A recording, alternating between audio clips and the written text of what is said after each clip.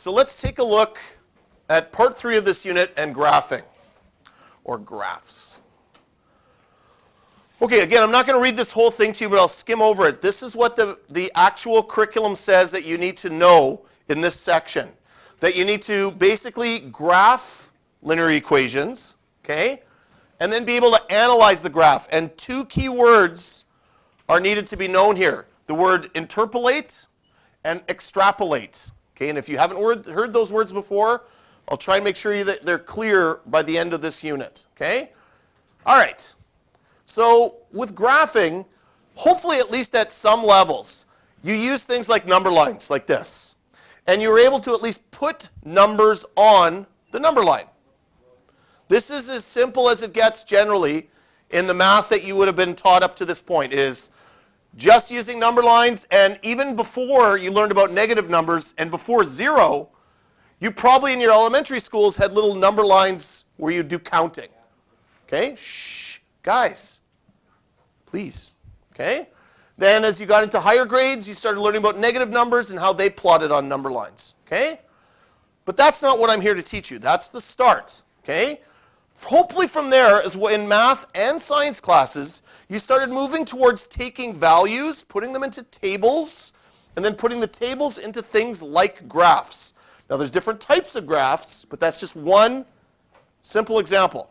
All right. Perhaps the simplest graph to start with would be something like a bar graph. And I know you did these all the way back to elementary when you did things like how many jelly beans did you eat? And you would color in squares. So the bar graph is something that you can develop over time. Eventually you stop talking it in terms of that and you started describing things like an x and a y axis for the graph. Okay? And that you develop from there. Okay? Now as well, this is not something you always have to do by hand. You don't have to always just draw this stuff by hand. So for example, computers are really good at making graphs. There's lots of different software that can do this for you. Okay? As well, for those of you who might be looking at, for example, the applied math course in the future, you can get a calculator specifically called a graphing calculator that not only allows you to calculate values, but actually draws a graph right on the calculator. Okay? So here's an example. We're going to graph the number of students in 3 different classrooms. The math class has 31 kids, the art class has 26 kids, and the history class has 36 kids. We could draw it in a simple bar graph like this. Okay? Now, here's some things we can describe about this graph. That the scale going up on the y-axis, and the y is this way, okay? That we have a scale going up by tens, right? It increases by 10, and it starts at 0.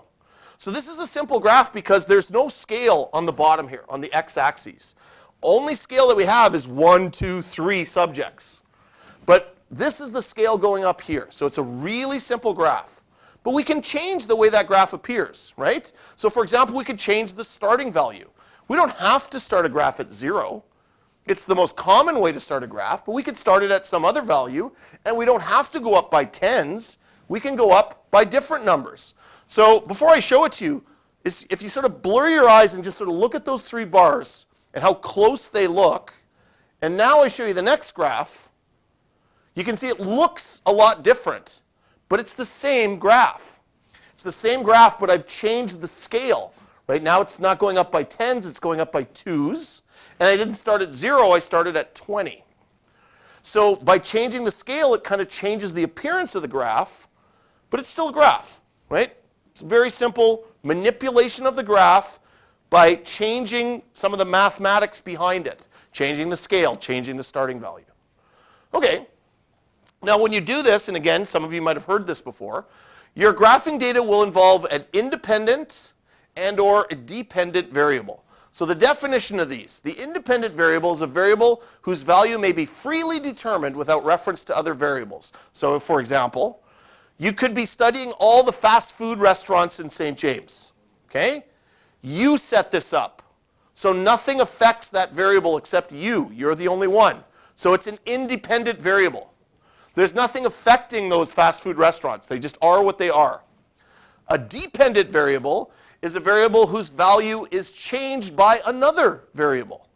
So for example, the thickness of the milkshakes, if you studied at those restaurants, well, that's affected by the restaurant you're going to, right? McDonald's might have a different thickness than, say, A&W, which might have a different thickness than, say, Burger King, right? So the thickness is dependent on another thing, whereas the fast food restaurants probably isn't. Not the best example, but it's an example nonetheless. Now, when you create a table for this, it's not set in stone, but generally you're going to put the independent variable along the top and the dependent variable down here on the bottom, okay? So I'm just going to use a simple scale, thick, medium, thin, and then sort of put it in that sort of a format, okay? Very simple way you can manipulate data. And from that, if you wanted to, you could build up a graph. Okay, now these are the two words I said you kind of needed to know. Interpolation and extrapolation, okay? Basically what we're talking about here is the word correlation. Correlation means a relationship. So here's a chart, a graph, that's, if I had a waste paper basket at the front and I ask you guys all to throw a piece of paper into it, how far away you are from that waste paper basket might affect how well you get the shot in. So Will, if I'm talking about this basket right here, let's do this live. Will, crumple that up and try and shoot it into the basket. Okay? And I'm going to give this one to Boudica. Yeah, or do you don't want to do it? I'll do it. Okay, so Tynan said he'd do it. Okay. So now there's other factors involved, like for example the skill level of the person shooting. But as Will shoots it, he missed. Okay, shoot for the basket. Go for it. No, you got to do it from where you're sitting. You just ruined the experiment. Okay, well apparently Tynan doesn't understand the experiment. So here, okay, Simon, here I'm going to need you to do it. Okay. Yeah. Okay.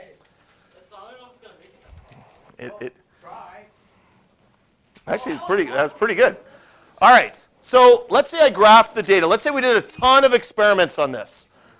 And what we have here is, say, the feet away. So from 1 foot away from the basket to up to 10 feet away from the basket. If I allowed each person to shoot 25 times, how many baskets would they get out of the 25? And then I'd plot it. So what you see here is what's called a correlation. What does that data show? Well, if we take a look at that data, okay, it shows a bit of a trend. It shows that the farther away you get from the basket, the less likely you are to make a shot. And I think you knew that. But what this is called is it's a negative correlation. So as this distance gets larger, the chance gets smaller, gets negative. Now I could change the experiment, right? And I could get what's called a positive correlation. So here's an experiment where I measure the height of a person and what size of shoe they wear. So what I'm seeing here is the taller the person, the bigger the shoe size. This is a positive correlation, right? It's showing, the graph is showing that as this goes up, that one goes up. As X goes up, Y goes up. Whereas on the other one, on the previous one, as X goes up, Y goes down. Okay? That's a negative correlation. Now, luckily, you don't have to know pretty much nothing about correlations in the grade 9 chart, in the grade 9 curriculum. As well, you could also have no correlation. This is a graph of height versus math test scores. And as you can see, hello? Sorry, Boudica Nickel, could she come to the office, please? She can. Thank you. So with this one, I'm finding no correlation. It doesn't matter how tall you are, it doesn't affect your math score. That's no correlation. You can see that. It just looks like random data on there. Whereas the one before, it shows a trend or a correlation, okay? A relationship between the two. Now, this is how it relates. When you have data on a graph, you can perform an interpolation or an extrapolation, and here's what they mean. An interpolation means you estimate, or you can even calculate, a value between two values that are known on a graph for a value that you don't know on a graph. Extrapolate means you estimate a value that goes beyond the graph. Now, I'll get to this in a minute. I'll show you what I mean by this. But this will now, as we move forward in graphing, allow us to work even more with linear equations. But to do that, we have to move to this graphing system. Now, for some of you may have heard of this before, the Cartesian coordinate system, sometimes called the Cartesian geometry system. Okay? Basically, in the previous graphs where we plotted independent and dependent variables, and in the early graphs where we just used number lines, we are now moving to what's called an ordered pair. Now, let's analyze what that word means. Pair means two. Order means it has to be in order. It's just that simple. So what that means is you have two numbers, that's the pair, and the order matters. So you have to put one, then a comma, and then the other one. And for a lot of you, you know what this means. What is the 5? It's x. And what is the 3? It's y. And those are both in order, right? X comes before y in the alphabet as well. The one that I think students still get messed up on, a lot of you, is which is x and which is y. Okay? I don't care how you remember. But to me, as I've said maybe to you guys before, the way I remember is I just think of both letters as capitals. So that's capital X. And to me, that's capital Y. Let's say I'm watching Sesame Street. Maybe it's even one of those fancy letters like this, like one of these ones with what are called serifs, right? You know those little feet that are on letters, little fancy feet, right? So let me look at those two capital letters.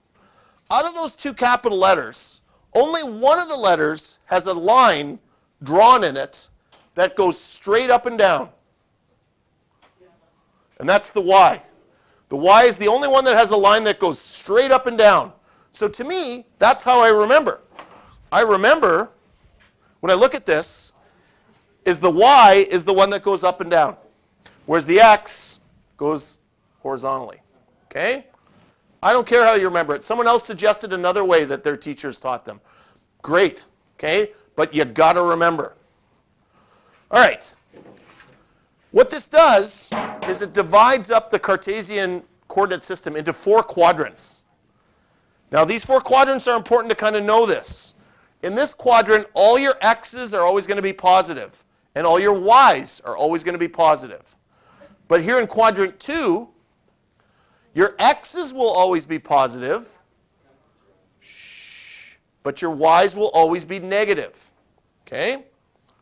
Whereas in quadrant 4, your y's will be positive, your x's will be negative, and in quadrant 3, both will always be negative. If you don't know what I mean by that, you'll have to actually kind of look at the numbers to understand what's going on there. But now that you know that, you can use the stuff together. So I'm going to use the ordered pair, x, y, along with the graph, the Cartesian coordinate system, to plot points. So here's some points. Okay, so the first point I'm going to plot is point 2, 3. And that's how it works. 2 is the x, 3 is the y. That's where the point goes. Again, for a lot of you, you've seen this before. Here, let's plot a couple more. That's 3 minus 4. That's negative 5, 6. And that's negative 2, negative 2. Okay? Now, why am I mentioning all this? This doesn't seem like a geometry unit. Well, the fact that I'm talking about an x and a y relates to what we've been working on. Because if you think about it, we've been solving for x. Okay? So now we're going to turn those equations into graphs. And here's how. Okay? In order to make it a graph, we have to move from beyond just one variable to 2 variables. So here's an example. We've been doing equations like this, where it'd be like 2x minus 4 equals 20. But now, instead of the 20, we're going to use a second variable, y. The reason why we can now use that equation is we can turn that equation into a graph. Very simply, the way we do this is we create a table of increasing x values. So I'll maybe start x at 0, then 1, then 2, then 3, then 4. Plug that into my equation, where x is 0 and calculate what y is going to be. Once I have the answers, what y is, I can use the ordered pair of the x and the y together. Oops, there's a mistake on that one. And create a graph from that. And by the way, the graphing calculators do that for you. That's what they do. You give them an equation, they make it into a graph. Okay? Now, all you need to know in grade 9 is simple xy equations. Like, for example, x equals y. That's the simplest equation you could get. Okay? So let me show you how that would work. Okay? This could be an actual exam question. It might say something like this. Graph the linear equation x equals y. Okay? So how would you do that? Well, you'd make a table of x values and y values. So when x is 0, y is 0. When x is 1, y is 1, etc. You get the point. It's really easy. And then you would graph that, right? So you'd have this graph where at spot 0, 0, that's the first ordered pair. The second ordered pair would be at spot 1, 1, then 2, 2, then 3, 3, then etc. So that would be the graph of x equals y. It'd be a very simple line. But then obviously it's going to get more complicated. You might have 2x equals y. So what's that one going to look like? Well, in this case, when x is 0, what would y be? Well, it would be 0. But when x is 1, y would be 2, right? Because 2 times 1 is 2. And then when x is 2, y would be 4, 3, and 6. So it changes now, okay? So that's how the graphing will take place now that you have the equation. Now, I wish I could tell you it stays simple like that. It's not going to stay simple. As you saw, it can get a little more complicated like that. Luckily, it won't get too complicated.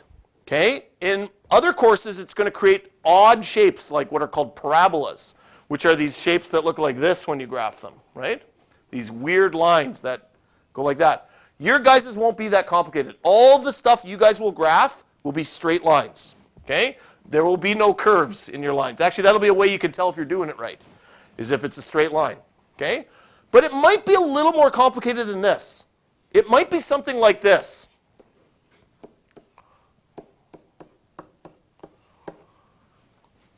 Now, that doesn't seem like it's more complicated, but you have to work with it a little bit differently. Because how do I make that into a table? When x versus y, when x is 0, what's y? Well, I can't do that because if I plug 0 into this equation, what do? Wait a minute, what do? You know what to do. You solve for y. Now, you can do that before you get started as well. Because what you want is you want y over here by itself. So what you would do is you would add y to both sides. Okay? You'd get 2x equals 4 plus y. Then you'd subtract 4 from both sides. And guess what you'd get? You'd get, I'll write it up top here, you'd get 2x minus 4 equals y. Now you could do it. Now you could punch it in there.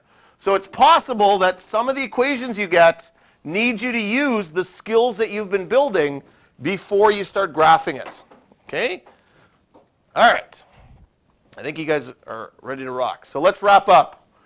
Here are those key concepts again. This is in your notes for today. I'm not going to reread this to you, but this is in your notes for today. The basic concepts of graphing and how it applies to linear equations. That's what it says in your curriculum. We went over that. I think we got it all covered. Okay? I think you guys are ready. I think you're ready to start today's assignment. All right.